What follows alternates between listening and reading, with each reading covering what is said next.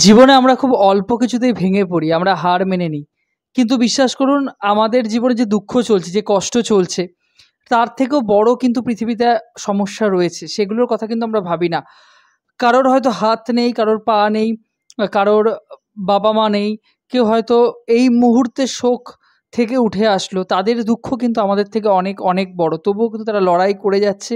তারা কিন্তু এই পৃথিবীতেই ক্রমাগত বেঁচে রয়েছে। তারা কিন্তু নতুনভাবে বেঁচে থাকার পথ খুঁজে নিচ্ছে। নমস্কার বন্ধুরা, সাহা টকিজে আপনাদের সকলকে স্বাগত। আমি আকাশ সাহা। এখন আমরা চান্দু চ্যাম্পিয়ন ছবিটি রিভিউ করব।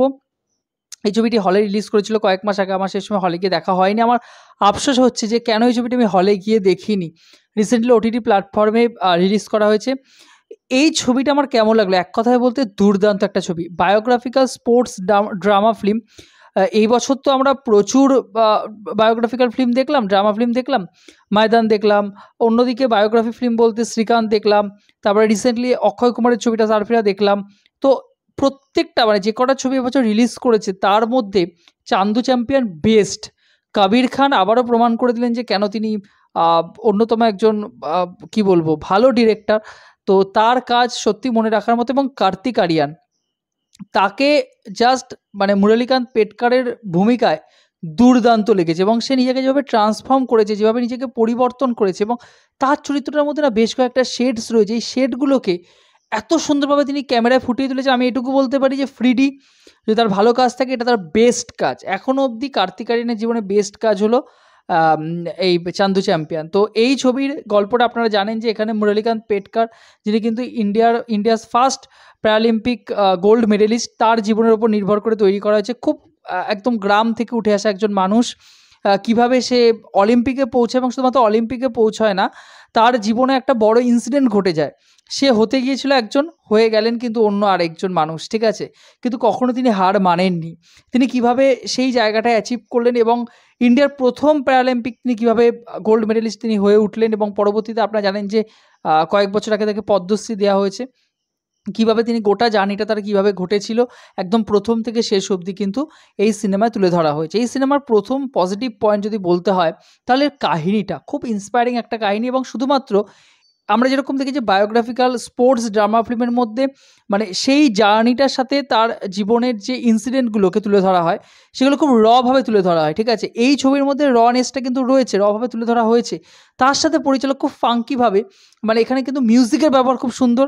এখানে খুব সুন্দরভাবে কমেডির ব্যবহার রাখা হয়েছে, এবং প্রত্যেকটা মুহূর্ত কিন্তু দর্শককে এন্টারটেন করতে পারছে। মানে শুধুমাত্র একটা গতানুগতিক যে ড্রামা ফিল্মগুলো, গতানুগতিক যে আমরা ড্রামা ফিল্মগুলো, বায়োগ্রাফিক্যাল ফিল্মগুলো দেখি, সেরকম কিন্তু ছবি নয়।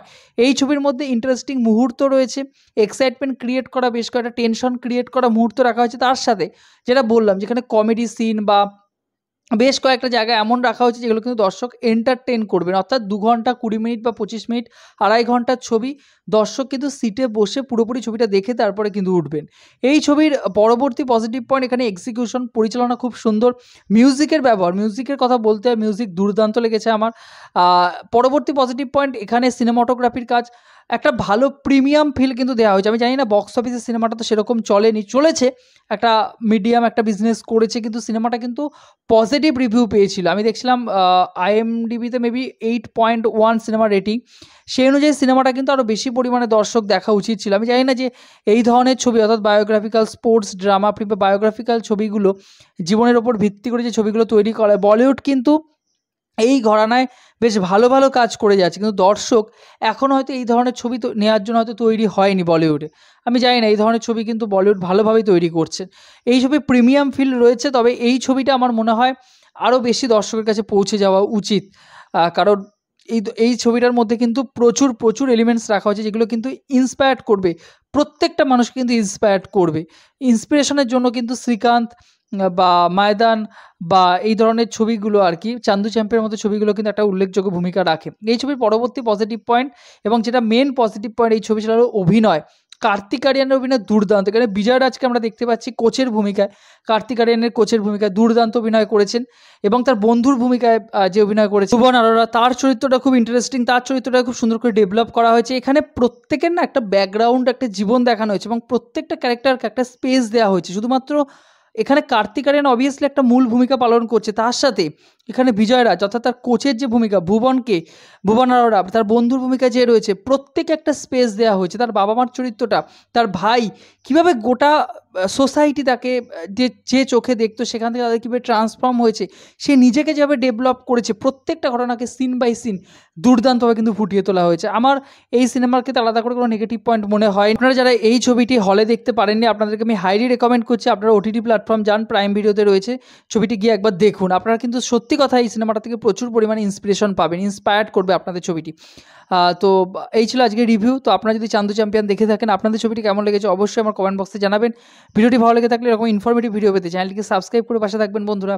জয় হিন্দ।